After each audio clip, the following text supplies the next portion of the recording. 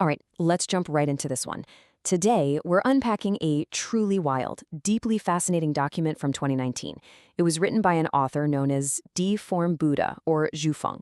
In this explainer, we're going to explore a piece of source material that perfectly captures the absolute extremes of modern apocalyptic prophecy, paired with, and this is the interesting part, a highly structured, step-by-step utopian blueprint.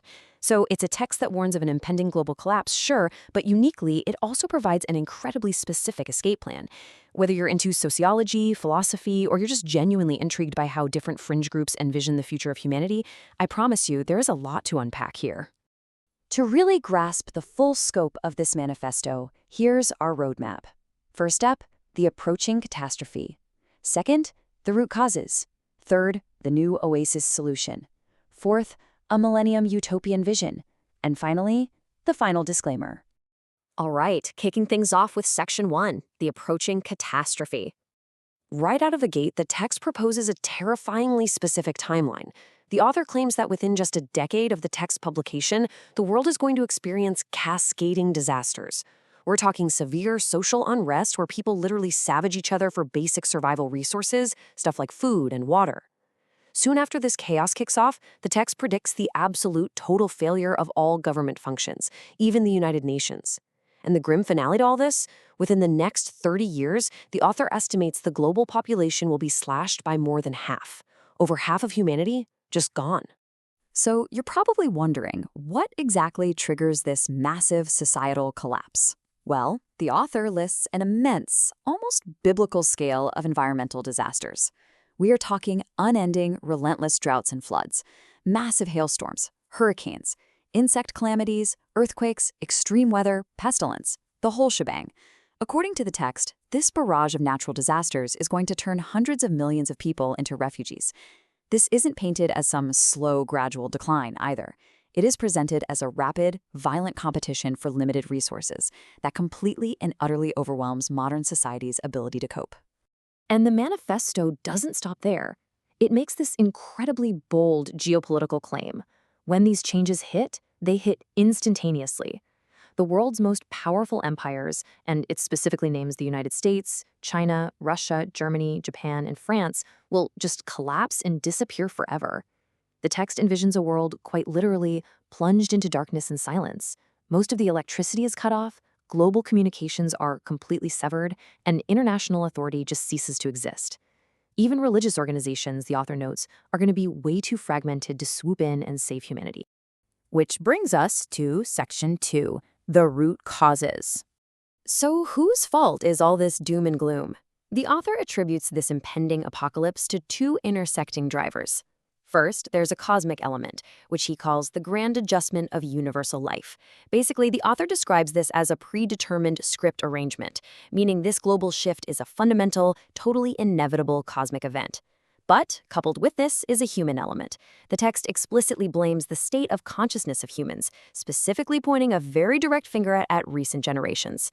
Because of this dual fault system, this combo of a cosmic schedule and negative human consciousness, the author claims the apocalyptic trend is now totally irreversible. You can't stop the catastrophe, you can only endure it.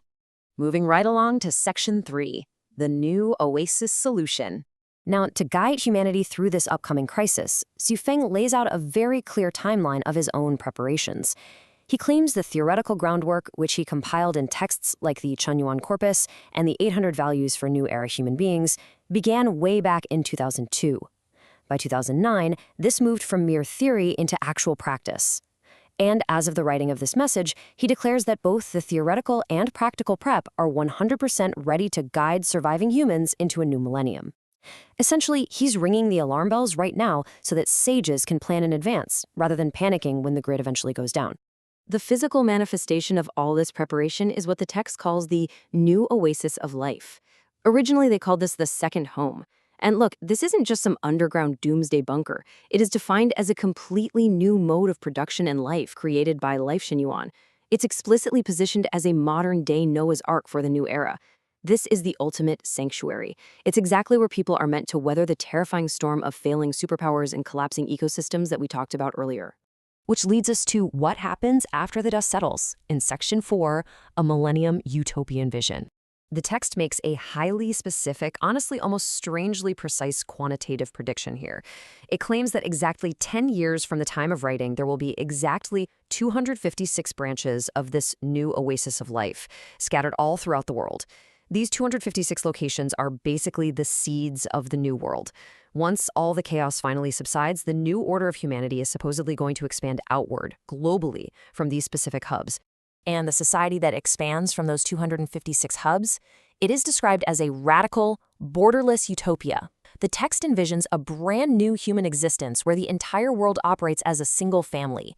It explicitly states that this new era is going to completely erase divisions based on race, ethnicity, nationality, religion, and even the divide between the rich and the poor. It's a vision of absolute, pure egalitarianism rising straight from the ashes of a deeply divided, collapsed world. The author paints a deeply peaceful, idyllic picture of this promised millennium. The text uses this really beautiful phrasing, saying, the worthy person will utilize their talents fully, and then goes on to declare that no one will keep lost articles found on the roadside, and homes will not need to be locked at night.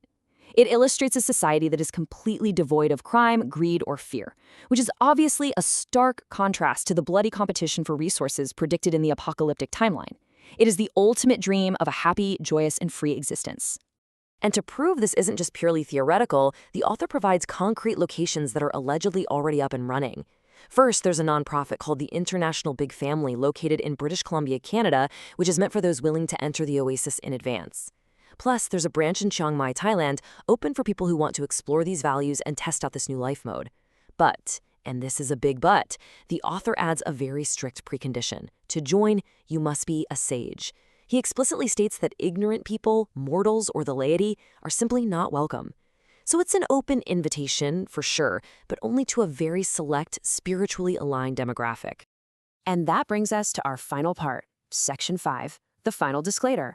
When addressing the obvious question, is this entire text just a deceitful lie? The author deliberately and completely rejects traditional analysis.